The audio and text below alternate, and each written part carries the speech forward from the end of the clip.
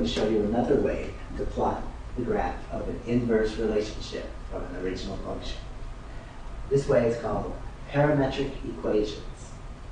And the idea behind parametric equations is that we're going to use a third variable to relate our x and y variables. This third variable we're going to call the parameter. So instead of just one equation, we're going to have a pair of equations, one for x and one for y, and x and y are going to be defined in terms of t.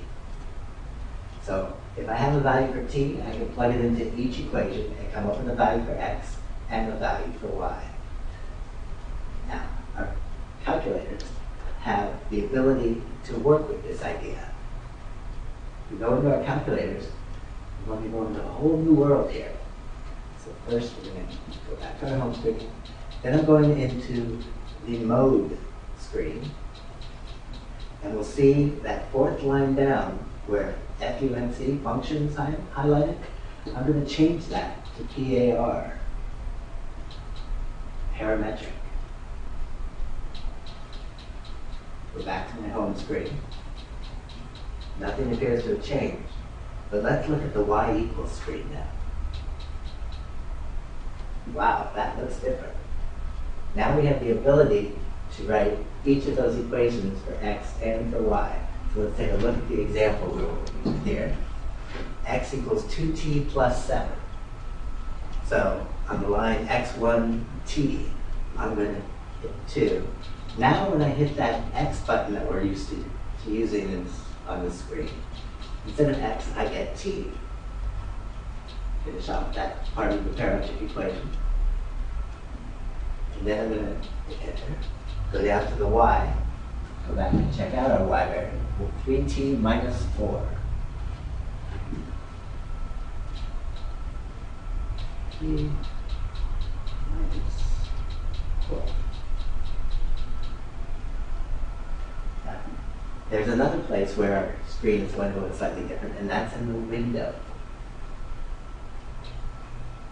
You'll see in the window that now, besides x min and x max, and y min and y max, we've got this additional piece of information, t min and t max.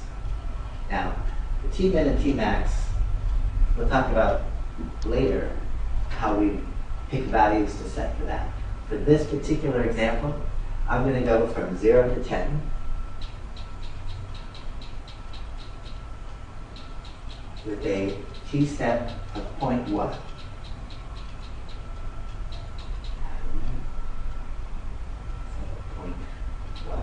There we go. And a y min of minus x min and x max of negative 10 and 10.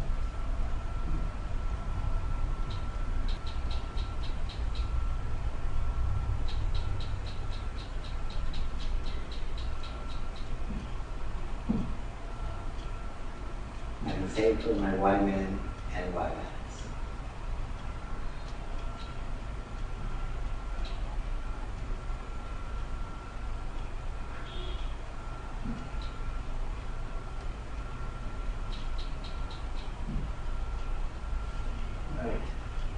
So when I graph this equation, I get this picture. How is this picture generated? Well, my t values start at 0.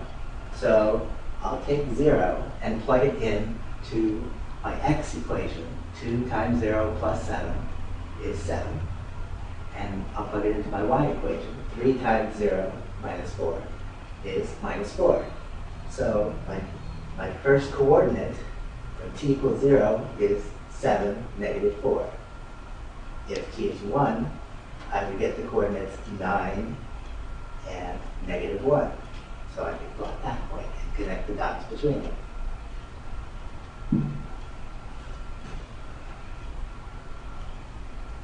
So why would we want to use this? Well, it makes plotting inverses very easy. If we let x equal t, we can simply rewrite the function f of x as f of t, if x and t are the same thing. And we can reproduce our original function as a pair of parametric equations. So, and since the first step we take in determining an inverse relationship is switching the x and y variables in our function, we can obtain the same result by simply switching the xt and yt relationships in our parametric equations. Let's take a look at how that would work. Here's an example. Let's go back to our original function, 0.5x squared plus 2. But let's restrict it for x values between -2 and 4. And plot the inverse as well. But this time we're going to use parametric equations. So, first of all, we go into y equals and we plot our original function. Now, to plot our original function, as I said, we're going to start with x equals t. And our y equation will be the same equation we had before, only now we're going to replace x with t. So 0.5 t squared plus 2.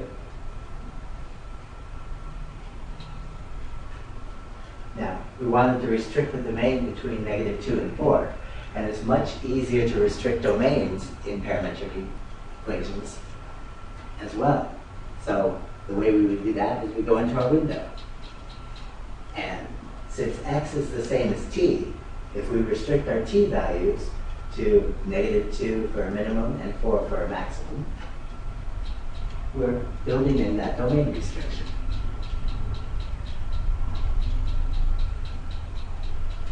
We can leave our window to be the same, -10 to 10, and -10 to 10, vertically and horizontally.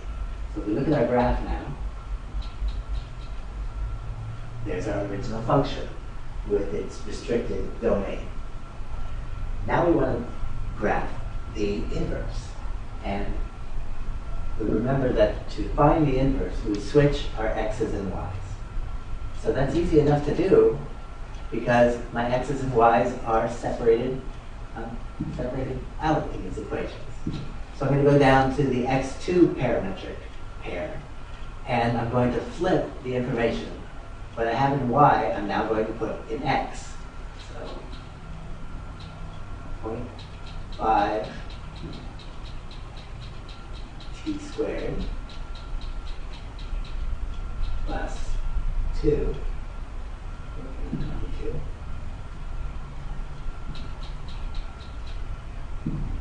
That's now in my x equation. And my y equation will be replaced with what I had originally in my x equation, such as t. And if I go to my graph, I can see that I've got the parametric inverse graph, the inverse equations graph, without having to solve for y and breaking it up into two equations. Much, much easier. And the restricted domain is incorporated as well.